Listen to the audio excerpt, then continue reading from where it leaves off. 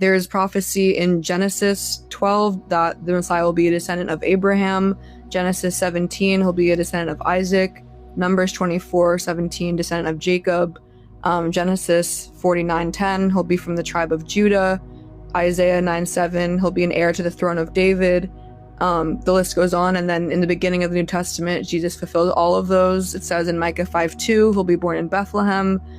Daniel 9:25 gives a time for his birth before the destruction of the second temple, so if it's not Jesus, it's nobody. It says Isaiah 7:14, he'll be born of a virgin.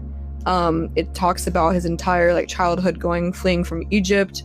It says there'll be a forerunner of his coming, which is John the Baptist, which it says in Isaiah 40, and Malachi 3:1. It says that he'll have a ministry in Galilee in Isaiah 9:1, that he'll speak in parables in Psalm 78. It says that he will be rejected by his own people, the Jewish people, in Isaiah 53, that he is despised and rejected by men, a man of sorrows and acquainted with grief, and we hid, as it were, our faces from him. He was despised and we did not esteem him. It says that he'll have a triumphal entry in Zechariah 9:9. And I think a really important one, also Isaiah 53, that he will not be believed. It says, who has believed our report, and to whom has the arm of the Lord been revealed. It even talks about how he'll be betrayed by a close friend in Psalm 41, and how he'll be betrayed for 30 pieces of silver in Zechariah 11. So very, very specific, detailed things that Jesus did in his life. He hid without reason in Psalm 35, forsaken by God in Psalm 22, even that he'll have no broken bones in Psalm 34. So there's just so many more that I can't even say. But I also think an important place to end that is Jeremiah 31. This was a really big one for me.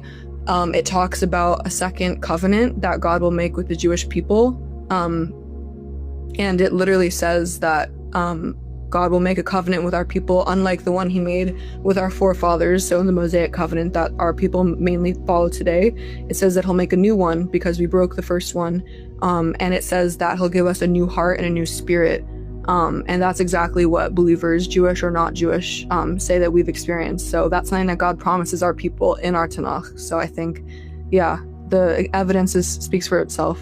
There is prophecy in Genesis 12 that the Messiah will be a descendant of Abraham. Genesis 17, he'll be a descendant of Isaac.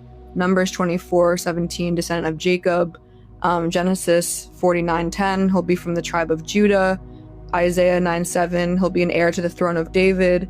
The list goes on, and then in the beginning of the New Testament, Jesus fulfilled all of those. It says in Micah 5:2, he'll be born in Bethlehem.